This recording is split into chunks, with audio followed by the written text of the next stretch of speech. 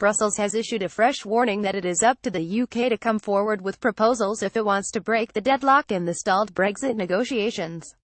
As a fifth round of talks was opening in the Belgian capital, Theresa May called for flexibility on both sides so they can move forward to the second phase, including a free trade deal.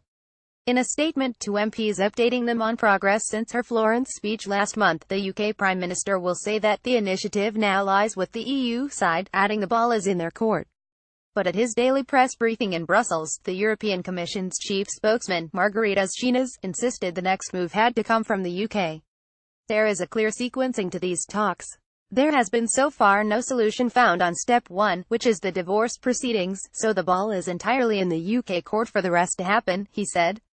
His comments follow the latest assessment of the EU's chief negotiator, Michel Barnier, that there still has not been sufficient progress on the issues of citizens' rights, the border with Ireland and the UK's divorce bill for the talks to move forward.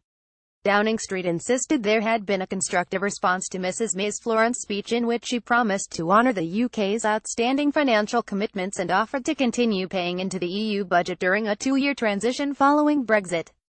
The PM's official spokesman said the Prime Minister said after her speech in Florence that the intention was to create momentum. I think we have seen that momentum. The response from the EU and its leaders has been constructive.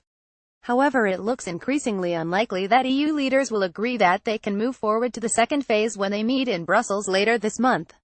European Commission President Jean-Claude Juncker has warned that it would take miracles for them to be able to move on by the time of the summit on October 19-20.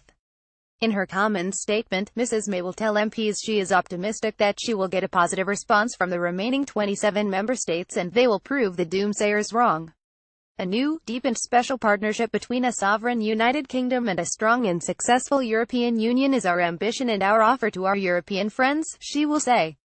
Achieving that partnership will require leadership and flexibility, not just from us but from our friends, the 27 nations of the EU.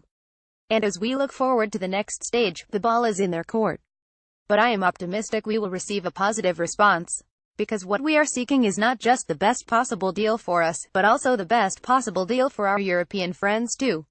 She will acknowledge that progress will not always be smooth but will seek to strike a positive note about the Brexit process. By approaching these negotiations in a constructive way, in a spirit of friendship and cooperation and with our sights firmly set on the future, I believe we can prove the doomsayers wrong, she will say.